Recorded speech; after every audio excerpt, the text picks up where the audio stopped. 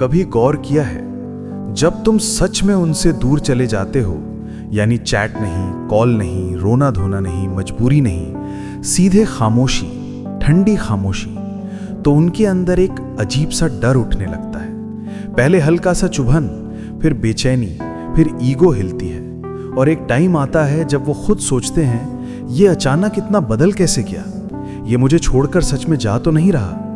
और यही वो जगह है जहां उसकी पूरी साइकोलॉजी उल्टी हो जाती है, क्योंकि जिस दिन तुम सच में दूर चले जाते हो, उस दिन उसके अंदर की दुनिया टूटती है। चाहे वो बाहर से कुछ भी शो करे, आज की वीडियो में तुम साफ समझोगे कि जब तुम सच्चे मन से पीछे हटते हो तो सच में उसके साथ अंदर क्या क्या होता है, वो क्यों अचानक कंफ्यूज हो जाता है, क्यों वो डिस्टेंस महसूस करके जलता है, और क्यों तुम्हारी वैल्यू अचानक 10 गुना हो जाती है। और सुनो, अगर तुम सच में समझना चाहते हो कि दूर होने के बाद वो अंदर से क्या महसूस करता है, तो इस वीडियो को अधूरा मत छोड़ना, क्योंकि जवाब आधे में नहीं मिलता, पूरा सच हमेशा आखिर में खुलता है। वीडियो स्टार्ट करने से पहले अगर आप चाहते हो कि ऐसे डीप, रियल और पावरफुल वीडियोस मैं आपके लिए लाता रहूं, तो वीडियो को लाइक कर दीजिएगा, और अगर चैनल पर नए हो तो सब्सक्राइब भी कर लीजिए ताकि कोई भी इंपॉर्टेंट वीडियो मिस ना हो। पार्ट 1, जब तुम सच में दूर जाते हो तब उसके अंदर क्या होता है। ये बात पक्की है, जब तुम बहुत कोशिश करके, बहुत समझाकर, बहुत संभाल कर थक जाते हो और तुम एक दिन सच में चुप हो जाते हो, तो उसका असर सामने वाले पर वैसे नहीं पड़ता जैसे तुम सोचते हो। तुम्हें लगता है कि मेरी खामोशी से क्या फर्क पड़ेगा, उसे तो वैसे भी परवाह नहीं है। लेकिन असली खेल यहीं से शुरू होता है, क्योंकि जो इंसान तुम्हें हल्के में ले चुका होता है, वो तुम्हारी हर छोटी कोशिश को डिफॉल्ट समझने लगता है। तुम मैसेज करो, नॉर्मल, तुम कॉल करो, नॉर्मल, तुम केयर दिखाओ, नॉर्मल, तुम एक्सप्लेन करो, इरिटेशन, तुम पूछो, एटीट्यूड, और तुम रो दो, वीक। उसने तुम्हें उसी जगह पर कैद कर दिया था जहां उसे लगता था कि ये तो कभी जाएगा नहीं, चाहे मैं जैसा भी बिहेव करूं। लेकिन जैसे ही तुम खुद को पीछे खींचते हो, तुम चैट कम कर देते हो, स्टेटस में उसकी तरफ इनडायरेक्ट चीजें डालना बंद कर देते हो, उसकी ऑनलाइन एक्टिविटीज चेक करना छोड़ देते हो, और सबसे बड़ी बात, तुम खुद में व्यस्त होने लगते हो। वहीं से उसकी दुनिया में पहला झटका लगता है। अब उसके मन में 3 बातें एक साथ उठती हैं। पहला झटका, ये अचानक शांत क्यों हो गया? किसी और से बात कर रहा है क्या? क्योंकि डिस्टेंस हमेशा माइंड में रिप्लेस होने का डर खड़ा करता है। दूसरा झटका, ये मुझे इग्नोर क्यों कर रहा है? इतनी जल्दी कैसे बदल गया? उसे लगता है कि जो तुम मंथ से नहीं कर पाए, वो अचानक कैसे हो रहा है। तीसरा झटका, क्या ये सच में आगे बढ़ रहा है?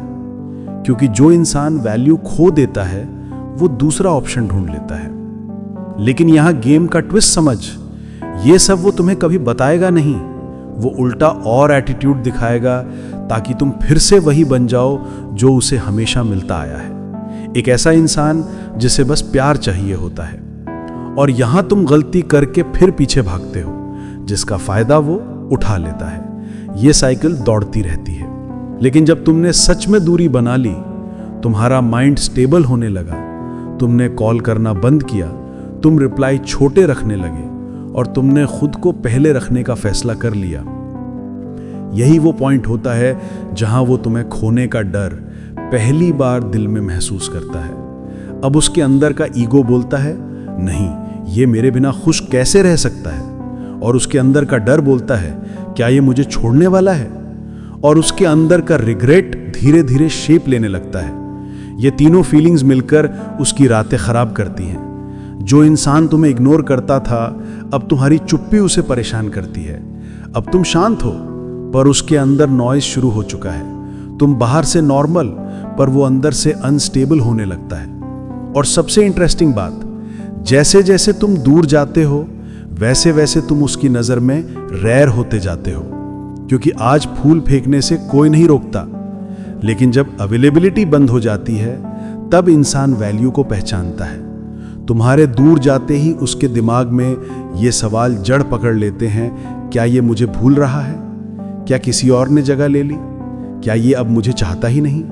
क्या मेरा वैल्यू खत्म हो गया? इन सवालों का दर्द बढ़ता जाता है और यही वो जगह है जहां उसे शक भी होता है, रिग्रेट भी और क्यूरियोसिटी भी। यही वो एग्जैक्ट पॉइंट है जहां से वापसी की इच्छा पैदा होती है और यही वो जगह है जहां तुम गेम हारते हो अगर तुम बेचैन होकर फिर से पीछे भाग जाओ। लेकिन अगर तुमने कंट्रोल रखा, इमोशन को बाहर नहीं फेंका और अपनी डिस्टेंस बनाए रखी, तो यहीं से उनकी पहली हार शुरू होती है। अब असली सवाल यह है कि जब तुम दूर जाते हो तो वो सिर्फ डरता नहीं, वो रिएक्ट भी करता है। और पार्ट 2 में मैं वो रिएक्शंस होल्ड कर रख दूंगा कि वो ऑनलाइन क्यों आता है, स्टेटस क्यों देखता है, दूर होकर भी तुम्हें वॉच क्यों करता है और क्यों बहाने बनाकर वापस घुसने की कोशिश करता है। अगर ये पार्ट सुना है तो पार्ट 2 मिस करना बेवकूफी होगी।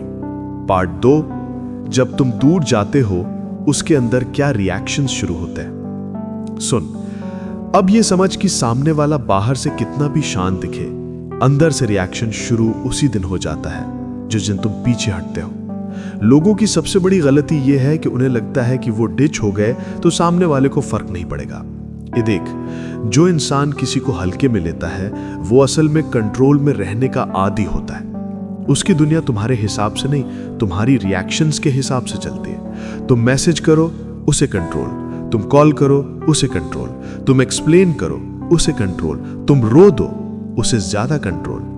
अब समझो, जब तुम पीछे हटते हो तो सबसे पहला झटका उसे तब लगता है जब वो नोटिस करता है कि जिन चीजों को वो नॉर्मल मानता था वो अचानक गायब हो गई हैं। जैसे तुमने उसके हर ऑनलाइन आने पर रिएक्शन देना बंद कर दिया, तुमने खुद से इनिशिएट करना छोड़ दिया, तुमने अवेलेबिलिटी कम कर दी, तुमने छोटी छोटी बातों पर जस्टिफाई करना बंद कर दिया, तुमने इमोशनल रिस्पॉन्सेस कम कर दिए और सबसे बड़ा शॉक, तुमने उससे वैलिडेशन लेना बंद कर दिया। लवन, अब उसके अंदर की तड़प शुरू होती है। नंबर 1, वो तुम्हें टेस्ट करना शुरू करता है। ये टेस्ट बहुत सटल होते हैं। रैंडम स्टोरी डालना, सडनली ऑनलाइन आना, तुमसे इनडायरेक्टली जुड़ी चीजें पोस्ट करना, किसी और से बात करके जेलसी पैदा करना, स्टेटस ऐसे डालना जैसे आई एम फाइन, या फिर पूरी तरह से गायब हो जाना। ये सब इसलिए नहीं होता कि उससे तुमसे कोई प्यार आ गया, ये इसलिए होता है कि वो देखना चाहता है तुम अभी भी उसके हाथ में हो या नहीं। ऑडियंस यहां सीधे रिलेट करेगी क्योंकि हर इंसान ने ये गेम्स महसूस किए हैं पर किसी ने डिकोड नहीं किए। 2, अब उसके अंदर डाउट चुभना शुरू होता है। ये अचानक इतना शांत क्यों है? कहीं कोई और तो नहीं? मेरी जगह कौन ले रहा है? ये डाउट सबसे पावरफुल ट्रिगर है क्योंकि रिलेशनशिप में वैल्यू तभी दिखती है जब वो खोने लगती है और इंसान का दिमाग ऐसी जगह सबसे ज्यादा डरता है जहां उसके पास कंट्रोल ना हो। 3, वो तुम्हारा बिहेवियर डेली स्कैन करता है। तुम नहीं बोलते लेकिन उसका दिमाग तुम्हारी हर छोटी गतिविधि पर अटका रहता है। तुम ऑनलाइन कब आते हो, तुम किसके स्टेटस देखते हो, तुम किन स्टोरीज को रिएक्ट करते हो, तुम किसके साथ ऑफलाइन टाइम बिता रहे हो, तुम बदल तो नहीं रहे, तुम खुश तो नहीं दिख रहे। वो तुम्हें इग्नोर करके भी तुम्हें ऑब्जर्व कर रहा होता है। ये वही लोग हैं जो सामने से परवाह दिखाते नहीं लेकिन पीछे से पूरी निगरानी करते हैं। 4, तुम्हारा साइलेंस अब उसको ट्रिगर करने लगता है।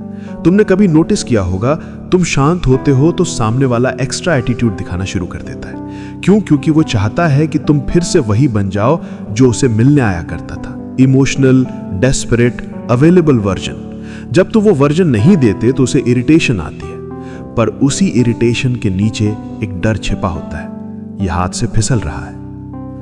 5, अब गिल्ट की हल्की चुभन चालू होती है।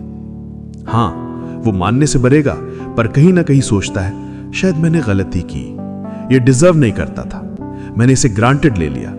पर ये गिल्ट अभी आवाज नहीं बनता, ये बस बर्न करता है स्लोली, और यही बर्न उसे वापस खींचता है। अच्छा, वो तुमको इनडायरेक्टली पुल करने की कोशिश करेगा। अब गेम डेंजरस होता है।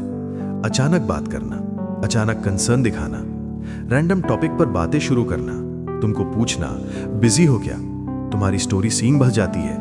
और कुछ लोग तो फेक एटीट्यूड दिखाकर वापस अटेंशन खींचते हैं। ये सब टैक्टिक्स तुम्हें वापस उसी जगह खींचने की कोशिश होती है जहां वो कंफर्टेबल था। और ऑडियंस यहां एग्जैक्टली अपनी स्टोरी देखेगी क्योंकि हर कोई इस लूप से गुजर चुका है। 7, अब तुमसे गलती होने का सबसे बड़ा खतरा। तुम थोड़ा सा भी मेल्ट हुए, थोड़ा सा भी इमोशनली खुल गए, थोड़ा सा भी लगा कि शायद अब ये ठीक हो गया है, बस वहीं तुम फिर से उस जगह फंस जाओगे जहां से निकलने में तुम्हें महीनों लगे थे। और वो फिर से वही बन जाएगा, कोल्ड, डिस्टेंट, केयरलेस। इसलिए समझ तुम्हारी तरफ से एक भी गलत स्टेप उसकी तरफ से सारी बातें रिसेट कर देगा। अब यहां तक ऑडियंस सुन चुकी है, इमोशनली पकड़ में भी आ चुकी है और क्यूरियोसिटी भी चरम पर है। अब असली ट्विस्ट पार्ट 3 में है, क्योंकि वहां मैं बताऊंगा कि जब तुम सच में दूर जाते हो और वो अंदर से टूटने लगता है तो उसकी साइकोलॉजी में क्या विस्फोट होते हैं। कौन सी वो 5 चीजें हैं जो वो सामने नहीं दिखाता लेकिन रात भर सफर करता है। अगर पार्ट 2 सुन लिया तो पार्ट 3 छोड़ना बेवकूफी होगी। पार्ट 3, जब तुम सच में दूर हो जाते हो, उसके अंदर असली टूटन कहां से शुरू होती है। देख, अब तक जो हुआ वो सिर्फ सरफेस था। टेस्ट, ईगो, डाउट, ये सब बाहर दिखने वाली रिएक्शंस थी। पार्ट 3 में जो शुरू होता है वो असल दर्द है, वो अंदर का अंधेरा है जो वो किसी को बोल नहीं सकता। और सबसे बड़ी बात, ये सब तब शुरू होता है जब तुम लगातार स्टेबल रहते हो। तुम रिएक्ट नहीं कर रहे, तुम चेज नहीं कर रहे, तुम प्रूव नहीं कर रहे, तुम एक्सप्लेन नहीं कर रहे, तुम प्रिडिक्ट नहीं हो रहे। यही चीज उसकी पूरी मेंटल स्टेबिलिटी को हिला देती है। अब असल गेम शुरू होता है। 1, उसकी रातें अब पहले जैसी नहीं रहती। दिन में वो एटीट्यूड दिखा सकता है, स्टेटस डाल सकता है, मस्ती कर सकता है, पर रात सच्चाई दिखाती है। जब सब लोग सो जाते हैं और फोन साइड में रख देता है, तब दिमाग शोर करता है। ये अचानक इतना शांत क्यों है? ये इतनी जल्दी ठीक कैसे हो गया? ये किसके साथ खुश है? ये मुझे भूल कैसे रहा है? क्या इसे मेरी जरूरत ही नहीं रही? इन सवालों का बोझ इतना भारी होता है कि वो नॉर्मल सो भी नहीं पाता। और ऑडियंस यहां 100% रिलेट करेगी, क्योंकि ऐसा हर इंसान के साथ हुआ है जो किसी को हल्के में लेने की गलती करता है। 2, उसके ईगो पर सबसे बड़ा वार। तुम्हारी चुप्पी एक मिरर बन जाती है जिसमें उसे खुद का हट्टा कट्टा ईगो दिखाई देता है। वो ईगो ये चाहता था कि तुम हमेशा पीछे रहो, हमेशा समझाओ, हमेशा जस्टिफाई करो। लेकिन जब तुम दूर हो जाते हो और वो नोटिसिंग फेज शुरू करता है, तब उसे पहली बार एहसास होता है, ये इंसान सच में मेरे बिना भी जी सकता है। ये लाइन उसके ईगो के लिए इंसल्ट है, और ईगो इंसल्ट सहन नहीं करता। वो या तो उसे बदलता है या उसे बेचैन करके तोड़ता है। 3, अब कंपैरिजन शुरू होता है। ये सबसे पेनफुल स्टेप है। वो कंपेयर करना शुरू करेगा कि ये पहले कैसा था और अब कैसा है। पहले इमोशनल था, अब काम है। पहले चेस करता था, अब डिस्टेंट है। पहले अवेलेबिलिटी फुल थी, अब मिस्ट्री है। उसे लगेगा कि कहीं उसने किसी ऐसे इंसान को लूज तो नहीं कर दिया जो औरों जैसा नहीं था। ये सोच सीधा दिल में चुभती है। 4, तुम्हारे नए वर्जन से उसे जलन होने लगती है। तुमने ध्यान दिया होगा, तुम जब टूटे हुए होते हो तब वो कूल रहता है, लेकिन जैसे ही तुम उठना शुरू करते हो, दिखने में बेहतर, जीवन में स्टेबल, इमोशंस में स्ट्रांग, तब सामने वाले की जलन शुरू होती है। वो साइलेंटली जलता है जब तुम खुश दिखते हो, तुम हंसते हो, तुमने अपनी हैबिट्स बदल ली, तुम नए लोगों से इंटरैक्ट कर रहे हो, तुम ऑनलाइन होते हो लेकिन उससे टेक्स्ट नहीं करते, तुम किसी स्टोरी पे रिएक्शन नहीं देते, तुमने उसके लिए स्पेस छोड़ दिया लेकिन खुद कोलैप्स नहीं हुए। ये जेलसी उसे चढ़ाता है, और ये जेलसी वही फ्यूल है जो उसे वापस खींचता है। 5, उसे डर लगना शुरू हो जाता है। अब वो स्ट्रॉन्गेस्ट फेज आता है जहां इंसान बाहर टफ दिखे लेकिन अंदर से टूट जाए। वो डर ये नहीं होता कि तुम उसे छोड़ दोगे, वो असली डर ये होता है कि अब इसके पास मेरे बिना भी लाइफ है। ये खुद को लूज नहीं कर रहा, ये मुझे नीडेड नहीं समझता, ये आगे बढ़ रहा है और मैं वहीं खड़ा हूं। ये डर अंदर की सारी ताकत मिटा देता है। 6, वो तुम्हारी यादों में अटकने लगता है। अब वो यादें जो वो इग्नोर करता था, वही सबसे ज्यादा दर्द देने लगती हैं। तुम्हारी आवाज, तुम्हारे मैसेज, तुम्हारी कॉल्स, तुमसे हुई फाइट्स, तुम्हारी हंसी, तुमसे जुड़े सारे छोटे छोटे मोमेंट्स, वो जगह जहां तुम दोनों गए थे, वो सॉन्ग्स जो तुमने उसे भेजे थे, ये सब उसकी एक्सपेक्टेशंस नहीं, अब उसकी वीकनेस बन जाते हैं। ऑडियंस यहां तक सुनते सुनते इमोशनली अंदर तक ट्रिगर हो चुकी होती है, क्योंकि ये फीलिंग्स हर इंसान के अंदर दबी रहती हैं। 7, अब उसकी सबसे बड़ी गलती शुरू होती है। वो तुम्हें याद तो कर रहा है पर कांटेक्ट करने से डर रहा है। क्यों? क्योंकि उसे लगता है अगर उसने मैसेज किया और तुमने कोल्ड रिप्लाई दिया या सीन करके इग्नोर किया तो वो मेंटल शॉक नहीं झेल पाएगा। इसलिए वो दूर से घूरेगा, दूर से ऑब्जर्व करेगा, दूर से जेलसी पाएगा, लेकिन पास आने की हिम्मत नहीं करेगा। यही इंटरनल ब्रेकडाउन है जो उसे अंदर से खोखला कर देता है। अब असली धमाका पार्ट 4 में होगा, क्योंकि वहां मैं बताऊंगा कि जब उसका अंदर का डर पीठ पर पहुंचता है और उसे लगता है कि तुम सच में उसके हाथ से निकल रहे हो, तब वो कौन से कदम उठाता है जो उसे खुद भी समझ नहीं आते। कौन से सिग्नल्स उसके अंदर से फूटते हैं जो दिखाते हैं कि वो सच में टूट चुका है। पार्ट 4। जब तुम सच में दूर चले जाते हो तब उसके अंदर क्या टूटता है और वो क्यों छटपटाता है। चलो शुरू करते हैं, क्योंकि ये हिस्सा थोड़ा गहरा है और शायद सुनते सुनते तुम्हें अपने अंदर पुराना दर्द भी जागता महसूस हो। ये वही दौर है जहां डिस्टेंस सिर्फ डिस्टेंस नहीं रहता, एक मिरर बन जाता है जो उसे उसकी असली रियलिटी दिखाता है। और ये रियलिटी अच्छी नहीं लगती। एक शुरुआत जब उसे लगता है कि उसने कंट्रोल खो दिया। शुरू में वो कूल बने रहने की कोशिश करता है। वो सोचता है अरे ये कुछ दिन का ड्रामा है, वापस आ जाएगा। लेकिन जैसे जैसे दिन बीतते हैं और तुम्हारी तरफ से कोई मूवमेंट नहीं होती, उसे सबसे पहली चोट यही लगती है, कंट्रोल उसके हाथ से निकल चुका है। पहले वो तुम्हारी फीलिंग्स के ऊपर राज करता था, तुम्हारी इमोशंस उसके इशारों पर चलती थी। अब एक साइलेंस उसे खामोश कर देता है। अब वो खुद को समझाने की कोशिश करता है, चल ठीक है, मेरे बिना रह लेता है तो रहने दे। पर अंदर से एक डर धीरे धीरे बढ़ता है। ये डर वही होता है जो हर इंसान को खा जाता है जब उसे लगता है कि उसका सबसे सेफ जोन अब उसका नहीं रहा। 2, अब उसे तुम्हारी जगह समझ आने लगती है। ये वो स्टेज है जहां उसे पहली बार एहसास होता है, मैंने जिस इंसान को हल्का समझा वो असल में मेरी उम्मीद से ज्यादा स्ट्रांग था। तुम्हारी चुप्पी, तुम्हारा शांत रहना, तुम्हारा एक्सप्लेन ना करना, तुम्हारा जज ना करना, ये सब उसे बताता है कि तुम्हारा प्यार रियल था, पर तुम्हारा सेल्फ रिस्पेक्ट उससे भी रियल है। और यही पॉइंट उसे अंदर से काट देता है, क्योंकि वो उम्मीद करता था कि तुम टूट जाओगे, पर तुमने खुद को संभाल लिया। 3, उसके अंदर का गिल्ट शुरू होता है।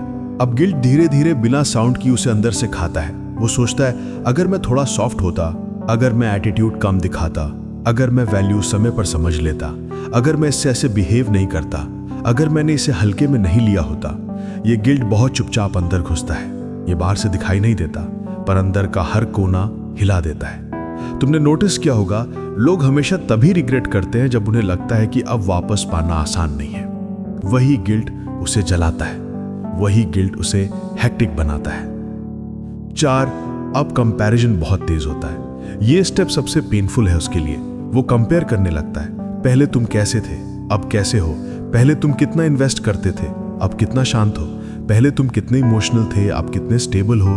कंपैरिजन सिर्फ तुमसे नहीं होता, कंपैरिजन अपनी खुद की वैल्यू से भी होता है। वो चीजें ढूंढता है, ये मेरी बिना भी इतना खुश कैसे है, ये स्टोरी में वो गाना क्यों लगाया, ये डेली ऑनलाइन क्यों है, ये किससे बात कर रहा होगा, क्या कोई दूसरा मिल गया। ये सवाल उसकी सैनिटी को तोड़ते हैं। ये सोच बहुत डेंजरस होती है, क्योंकि इंसान उसी चीज के लिए मरता है जिसे वो खोने लगता है। 5, अब वो टाइनी सिग्नल्स के पीछे पागल होने लगता है। तुम ऑनलाइन आए, उसने नोटिस किया। तुमने स्टोरी डाली, उसने कई बार देखी। तुमने किसी मीम पर हंसा, उसने स्क्रीनशॉट ले लिया। तुमने न्यू डीपी लगाई, उसने जूम करके देखी। तुमने किसी रैंडम फ्रेंड के स्टोरी पर रिप्लाई किया, वो उसके मीनिंग ढूंढने लगा। ये सब वो खुद को बताते नहीं, पर हर एक साइन उसे तुम्हारे पास खींचता है और हर एक साइन उसे इनसिक्योर बनाता है। वो इस चीज को स्वीकार नहीं करेगा, लेकिन उसके दिमाग का हर कोना अब तुम्हारे मूव्स ट्रैक कर रहा होता है। 6, अब उसकी खुद की लाइफ डल लगने लगती है। तुमको हमेशा एक चीज समझनी चाहिए, जब इंसान किसी को हल्के में लेता है तब उससे उसकी इंपॉर्टेंस कभी दिखती नहीं। महसूस हमेशा तभी होती है जब वो इंसान दूर चला जाता है। अब वो अपनी लाइफ को देखने लगता है, पहले जैसी एक्साइटमेंट नहीं, पहले जैसी हंसी नहीं, पहले जैसा पीस नहीं, पहले जैसा कनेक्शन नहीं, पहले जैसा कंफर्ट नहीं। अब उसे लगता है कि ये सारे फीलिंग्स असल में तुमसे जुड़े थे। ये पहचान उसे हिला देती है। 7, अब जेलसी और क्यूरियोसिटी एक साथ फटती हैं। अब इमेजिन करो तुम डिस्टेंस बनाए हो, काम हो, स्टेबल हो, रिएक्ट नहीं करते और अपनी लाइफ में फोकस्ड हो। वो इस चीज को हजम नहीं कर पाता।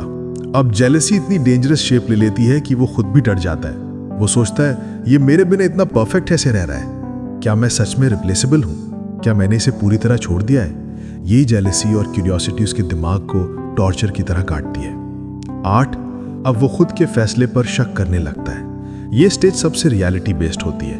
अब वो सोचता है क्या मैंने गलती की, क्या मैं मैच्योर निकला, क्या मैं इसे नहीं डिजर्व करता था, क्या ये मेरे बिना और अच्छा कर रहा है। जब इंसान खुद को सवालों में पाता है तब उसकी पूरी दुनिया टूट जाती है। तुमने कुछ नहीं किया, तुमने सिर्फ डिस्टेंस रखा और उसने खुद को ही हर दिशा से चोट मार दी। नो, अब उसके अंदर का डर पीक पर पहुंचता है। ये डर अलग होता है। ये डर इमोशनल नहीं, एग्जिस्टेंशियल होता है। अगर ये सच में मूव ऑन कर गया तो, अगर इसे सच में कोई और मिल गया तो, अगर ये अब मुझे वापस नहीं चाहेगा तो, अगर ये मेरे लिए वही इंसान बचा ही नहीं।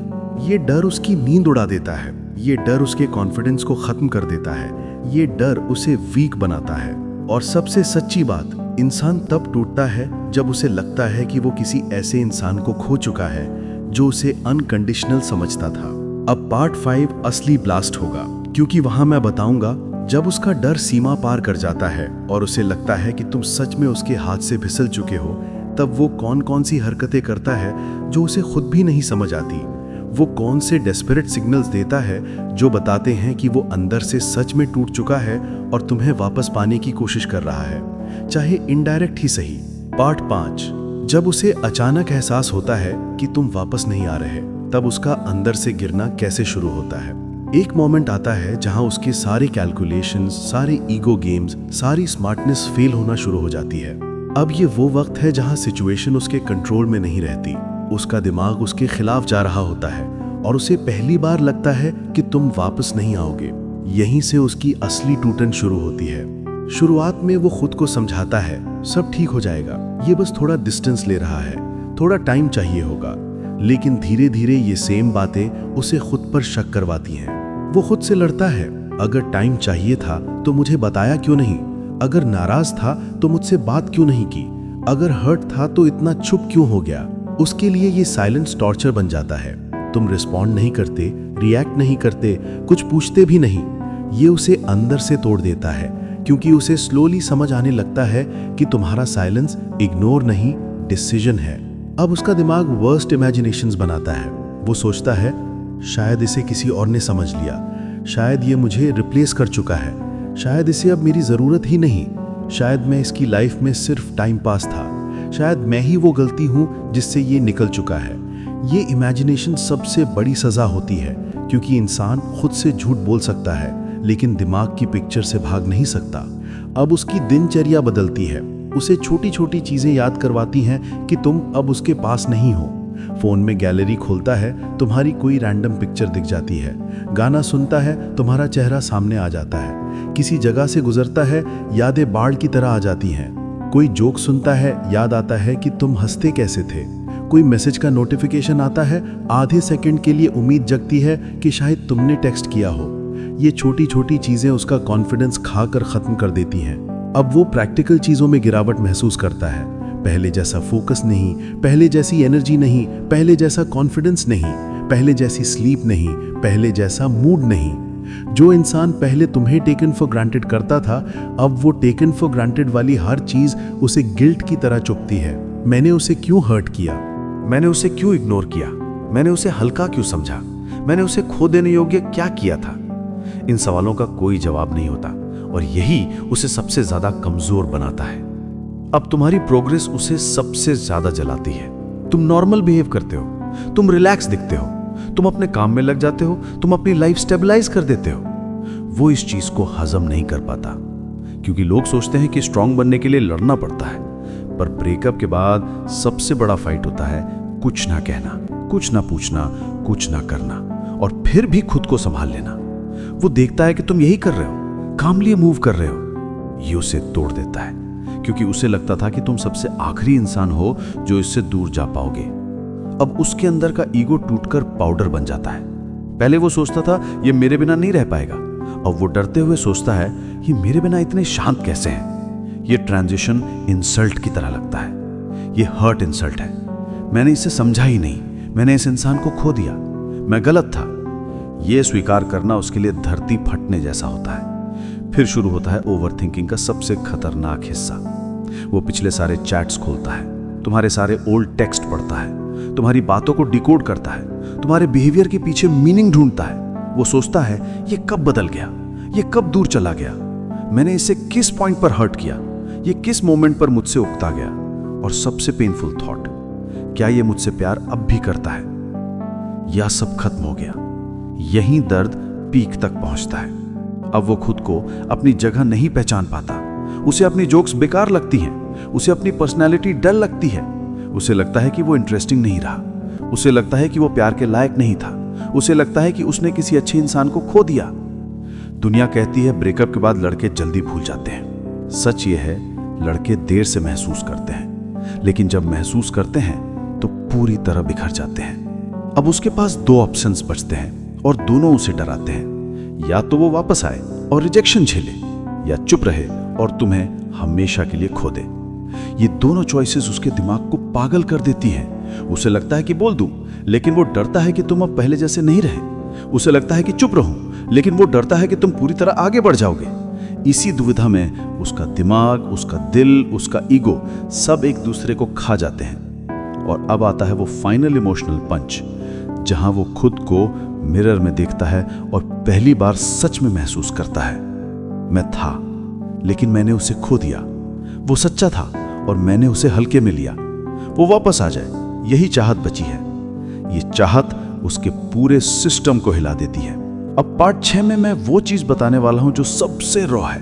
अगर वो सच में अंदर से टूट चुका है तो उसके बिहेवियर में कौन से हिडन बदलाव आते हैं जो वो खुद भी नहीं समझ पाता, लेकिन वही साबित करते हैं कि वो तुम्हें आज भी चाहता है। पार्ट 6, जब उसे डर लगने लगता है कि तुम्हारे दिल में अब उसके लिए जगह ही नहीं बची। सच ये है, किसी को खोने में सबसे बड़ा दर्द उस दिन नहीं होता जब वो चला जाता है। असल दर्द उस साइलेंस में सुकून आने लगता है। वो शांति उसके लिए सबसे बड़ा खतरा होती है, क्योंकि उसे पता होता है कि दर्द में इंसान वापस आ सकता है, लेकिन शांति में नहीं। और अब यही हो रहा है, तुम शांत हो चुके हो। ये बात वो पहले स्वीकार नहीं करता, लेकिन अंदर अंदर उसे डर लगने लगता है कि तुम्हारे इमोशंस धीरे धीरे उससे हटकर तुम्हारी खुद की दुनिया में बस रहे हैं। उसके दिमाग में पहला फियर ये आता है, अगर ये अब मुझसे नहीं टूट रहा तो शायद ये ठीक हो गया। और कोई इंसान किसी के लिए खतरा कब बनता है? जब वो आपकी कहानी से निकलकर अपनी कहानी में जीना शुरू कर दे। तुम रिसॉर्ट धीरे देते हो या बिल्कुल नहीं देते, ये उसे अंदर से हिला देता है। वो सोचता है ये पहले सबसे पहले रिप्लाई करता था, ये पहले मेरी हर छोटी बात नोटिस करता था, अब इसे फर्क क्यों नहीं पड़ रहा। तुम्हारे व्यवहार का ये सटल बदलाव उसके लिए सुनामी बन जाता है। अब वो उन चीजों को याद करता है जिन्हें उसने कभी इंपॉर्टेंस ही नहीं दी थी। तुम्हारे रैंडम मैसेज, तुम्हारे छोटे छोटे केयर वाले शब्द, तुम्हारा मूड नोटिस करना, तुम्हारे सवाल पूछने का तरीका, ये सारी बातें जो तुम्हारे लिए नॉर्मल थीं, उसके लिए अब लग्जरी बन जाती। कभी ये मेरे लिए लड़ता था, कभी ये मेरी गलती पर नाराज होकर भी केयर करता था, कभी ये मुझे मनाने के लिए कुछ भी कर देता था, और आज इसकी तरफ से पूरी चुप्पी है। ये साइलेंस उसके अंदर गिल्ट की तरह फैल जाता है, और गिल्ट वही चीज है जो स्ट्रांग से स्ट्रांग इंसान को भी अंदर से लिक्विड बना देती है। अब उसके व्यवहार में छोटे छोटे बदलाव दिखते हैं जिन्हें वो छिपाना चाहता है पर छुपा नहीं पाता। जैसे वो तुम्हारी स्टोरीज चेक करता है लेकिन रिएक्शन नहीं देता, वो तुम्हारी डीपी देखता है लेकिन मैसेज नहीं करता, वो तुमसे बात करने का बहाना ढूंढता है पर खुद को रोक लेता है क्योंकि उसे डर है कि तुम कोल्ड आंसर दोगे। ये डर उसका सबसे बड़ा पनिशमेंट है। वो रोज सोचता है आज मैसेज कर देता हूं, फिर खुद ही सोचता है नहीं, ये अब शायद मुझे अवॉइड करेगा। तुम्हारी दूरी उसके दिमाग का कंफर्ट जोन चीर कर निकल गई है। अब उसके अंदर इनसिक्योरिटी बढ़ने लगती है। तुम ऑनलाइन आते हो फिर भी उससे बात नहीं करते, उसे लगता है ये किससे बात कर रहा है। तुम बिजी लिखते हो, वो सोचता है पहले तो ये बिजी होते हुए भी मुझसे बात करता था। तुम स्टोरी डालते हो, वो सोचता है ये इतने खुश कैसे हैं जब मैं इसके अंदर चल रहा हूं। तुमने खुद के ऊपर फोकस बढ़ाया है और ये उसकी सबसे बड़ी हार है, क्योंकि इंसान को तब तक रुकावट महसूस नहीं होती जब तक वो अपनी इंपॉर्टेंस में क्रैक न देख ले, और अब क्रैक नहीं पूरा दरार दिख रहा है। अब उसका दिमाग तुम्हारे हर स्टेप में कुछ ना कुछ मीनिंग ढूंढता है। तुमने डीपी बदल दी, वो सोचता है किसे दिखाना है। तुमने कोई सैड सॉन्ग डाला, वो सोचता है ये किसके लिए लिखा है? तुमने कोई हैप्पी पोस्ट डाली, वो डर जाता है कहीं ये मुझे भूल तो नहीं गया। तुम्हारे हर स्मॉल एक्शन उसके अंदर तूफान बन जाता है। तुम नहीं जानते, लेकिन वो तुम्हें 24 घंटे ऑब्जर्व कर रहा होता है। अब वो अपने बिहेवियर पर पछतावा महसूस करता है। शुरुआत में उसे लगता था कि तुम वापस आओगे, अब उसे लगता है कि उसने खुद तुम्हें दूर धकेल दिया। उसका डायलॉग बदल जाता है। पहले, अगर ये मुझसे प्यार करता है तो ये जरूर आएगा। अब, अगर इसने प्यार किया था तो मैं क्यों इतना हल्का बन गया? यहीं से उसके दिल की हार शुरू होती है। वो सोचता है, काश मैंने इसे हल्के में ना लिया होता, काश मैं थोड़ी इज्जत से बात करता, काश मैं एटीट्यूड छोड़ा होता, काश मैं इसे वैल्यू करता। ये सारे काश उसकी नींद, हंगर, मूड सब निचोड़ लेते हैं। सबसे पेनफुल पार्ट यहाँ शुरू होता है। वो खुद को तुम्हारी जगह रखकर सोचने लगता है, अगर मेरे साथ ऐसा होता तो मैं भी शायद दूर चला जाता। और ये रियलाइजेशन किसी को पूरी तरह तोड़ देता है, क्योंकि अब उसे समझ आता है कि तुमने उसे छोड़ने का रीजन उसके बिहेवियर से ज्यादा उसके बिहेवियर की आपकी जिंदगी पर हुई इम्पैक्ट थी। वो फीलिंग जो पहले उसे समझ नहीं आती थी, अब नीडल बनकर चुभती है। अब वो इमेजिन करता है कि तुम किसी और के साथ फ्यूचर बना रहे हो। ये थॉट उसके ईगो को नहीं, उसकी सोल को काटता है, क्योंकि उसे डर लगने लगता है कि अगर तुमने किसी और को उतना ही प्यार दे दिया जितना कभी उसे दिया था, तो तुम वापस नहीं आओगे।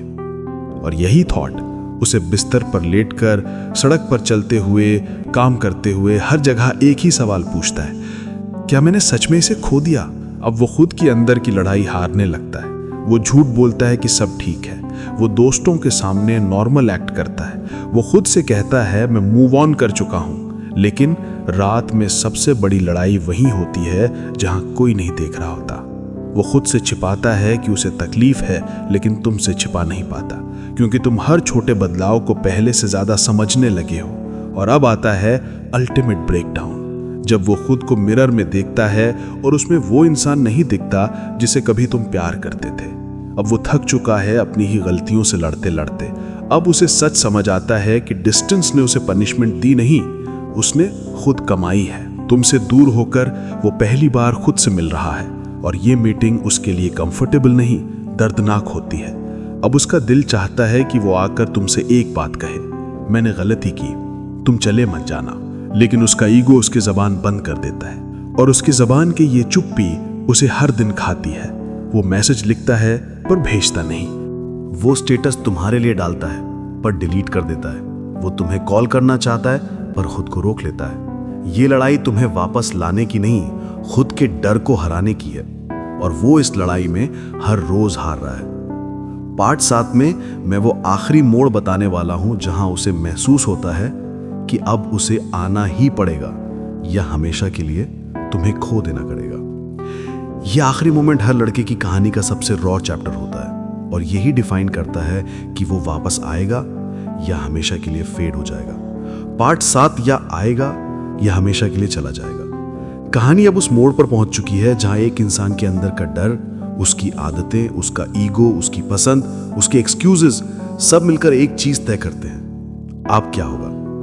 वो जा चुका है, तुम ठहर चुके हो, और जिंदगी तुम्हें दोनों को एक ऐसे क्रॉस रोड पर खड़ा कर चुकी है जहां से आगे का रास्ता उसके हाथ में भी नहीं और तुम्हारे हाथ में भी नहीं। अब चीजें दिल से नहीं, असली हालात से डिसाइड होती हैं। वो बहुत दूर तक चला गया था, इतना दूर कि उससे लगा कि तुम अब तक उसके पीछे दौड़ते रहोगे, लेकिन तुम्हारी चुप्पी उसके अंदर की पूरी दुनिया पर सबसे बड़ा हमला करती है। क्योंकि जिस इंसान को एडमिट करना मुश्किल हो कि वो तुम्हें मिस कर रहा है, उसे यह समझना और भी ज्यादा तोड़ देता है कि तुम अब उसकी तरफ देख भी नहीं रहे। अब उसके अंदर दो आवाजें लड़ रही हैं। एक कहती है जाकर बात कर, मान ले गलती। दूसरी कहती है क्यों खुद को नीचे दिखाएं। ये लड़ाई कोई बाहर नहीं देख पाता, लेकिन इसे वही इंसान रोज झेलता है जिसने कभी तुम्हें हल्का समझा था। अब तुम्हारी इमेजिनेशन उसके लिए टॉर्चर बन चुकी है। वो सोचता है तुम अब किससे बात करते हो, किसे अपनी फीलिंग्स बताते हो, कौन है जो अब तुम्हें हंसाता है, कौन है जो तुम्हारी लाइफ में स्पेस ले रहा है। ये सवाल उसके दिमाग को दिन में नहीं रात में जलाते हैं, क्योंकि रात में मन सच बोलता है। वो तुमसे बात करने के लिए सबसे कमजोर मोमेंट ढूंढता है। वो चाहता है कि तुम उसे एक छोटा सा साइन दे दो, एक छोटा सा हाय, एक छोटी सी इमोजी, एक छोटी सी उम्मीद, ताकि वो अपने डर को छोड़कर एक कदम तुम तक बढ़ा सके। लेकिन जब उसे साइन नहीं मिलता तो उसके अंदर एक रियलाइजेशन तूफान की तरह गिरता है, ये सच में मुझसे आगे बढ़ रहा है। ये लाइन किसी भी इंसान की हड्डियां अंदर से पिघला देती है, क्योंकि प्यार में सबसे बड़ी हार वही होती है जब सामने वाला तुम्हारे बिना ठीक से जीने लगे और तुम ठीक हो चुके हो, या कम से कम वो यही मान बैठा है। अब वो हर दिन जबरदस्ती खुद को बिजी रखने की कोशिश करता है, काम में, दोस्तों में, फोन में, गेम्स में, मेमोरीज को अवॉइड करने में। लेकिन हर डिस्ट्रैक्शन उसे फिर तुम्हारे पास घुमा कर लाता है, और धीरे धीरे उसे समझ आने लगता है कि जिन लोगों को वो इंपॉर्टेंट समझता था उनमें से कोई भी उसे वो मेंटल पीस नहीं देता जो तुमने कभी दिया था। अब वो डर तुम्हारे जाने से नहीं, तुम्हें समझ ना पाने से लगता है, क्योंकि प्यार में सबसे बड़ा नुकसान किसी को खोना नहीं होता, किसी को समझ ना पाने का गिल्ट होता है। अब वो उन दिनों को याद करता है जब तुम छोटी छोटी बातें शेयर करते थे, जब तुम उसके लिए लड़ते थे, जब तुम उसके लिए झुक जाते थे, जब तुम्हें हर्ट होने पर भी उसकी फिक्र रहती थी। और आज वो खुद से ये क्वेश्चन पूछता है, मैंने ये इंसान क्यों खोया, क्यों इसे हल्का समझा, क्यों इसे टेकन फॉर ग्रांटेड लिया। ये क्वेश्चंस किसी भी इंसान के अंदर साफ साफ मिरर की तरह काम करते हैं, और मिरर कभी झूठ नहीं बोलता। अब उसकी लाइफ में दो रास्ते बनते हैं। एक रास्ता कहता है जाकर बात कर ले, कम से कम कोशिश तो कर। दूसरा रास्ता कहता है अगर ये पहले की तरह प्यार करता होता तो खुद आता। ये वही जगह है जहां कई लोग अपने रिश्ते हमेशा के लिए खो देते हैं, क्योंकि ईगो बहुत शांत दिखाई देता है लेकिन सबसे जोर से चिल्लाता है। और अब उसका ईगो उसे रोक रहा है, उसके इमोशंस उसे धक्का दे रहे हैं, उसकी यादें उसे खींच रही हैं, उसकी फीलिंग्स उसे मजबूर कर रही हैं, लेकिन उसके डर, उसके हारने का डर उसे रोके हुए है। अब सच ये है, वो आएगा अगर उसे लगेगा कि तुम्हारे दिल में उसकी जगह अभी भी बाकी है, और वो नहीं आएगा अगर उसे लगेगा कि तुम्हारी शांति उसकी प्रेजेंस से बड़ी है। तुम्हारा बिहेवियर, तुम्हारी आवाज, तुम्हारा टोन, तुम्हारा एटीट्यूड, तुम्हारी कोल्डनेस, तुम्हारी साइलेंस, ये सब उसे सिग्नल्स भेजते हैं। वो उन सिग्नल्स को समझते हुए एक फैसला लेता है कि वो टूट कर वापस आए या चुपचाप पीछे हट जाए। अब कहानी का अंतिम सच, कोई इंसान तुम्हें जितना प्यार करता है उतनी देर तक ही इंतजार कर सकता है, लेकिन गिल्ट, फियर, रिग्रेट, ये सारी चीजें इंसान को मजबूर कर देती हैं कि वो वापस आए। भले ही देर से आए, लेकिन अगर तुम्हारे अंदर अब पेन की जगह सुकून आ चुका है, कंप्लेन की जगह मैच्योरिटी आ चुकी है और डिपेंडेंसी की जगह वैल्यू आ चुकी है, तो वो चाहे वापस आए या ना आए, तुम्हारी लाइफ अब रुकने वाली नहीं। क्योंकि जो इंसान तुम्हें खो देने के बाद सीखता है वो कभी पहले जैसा नहीं रहता, और जो इंसान खुद को वैल्यू देना सीख ले वो कभी किसी के लिए टूट कर इंतजार नहीं करता। अगर तुम यहां तक पहुंचे हो तो एक बात साफ है, तुम टूटे नहीं हो, तुम समझदार हो चुके हो। ये पूरी वीडियो तुम्हें ये याद दिलाती है कि तुम किसी की गलती से कम नहीं हो जाते। अगर वो वापस आता है तो तुम्हारी समझ, तुम्हारी वैल्यू, तुम्हारी शांति देखकर ही आएगा। अगर वो नहीं आता तो यकीन मानो तुमने कभी कुछ खोया ही नहीं, तुम बस खुद को पा चुके हो। और हाँ, अगर दिल में कुछ अटका है, कोई सवाल है, कोई कंफ्यूजन है, कोई स्टोरी है जो तुम कहना चाहते हो, उसे यहीं कमेंट में लिख देना। कभी कभी जवाब मिलने से ज्यादा सही जगह अपनी बात कह देना खुद में आधी थेरेपी होता है। अगर वीडियो पसंद आई हो तो दिल से एक छोटा सा सपोर्ट, दिल पर नहीं, यहीं नीचे छोड़ देना। मैं मिलता हूं अगली वीडियो में। धन्यवाद।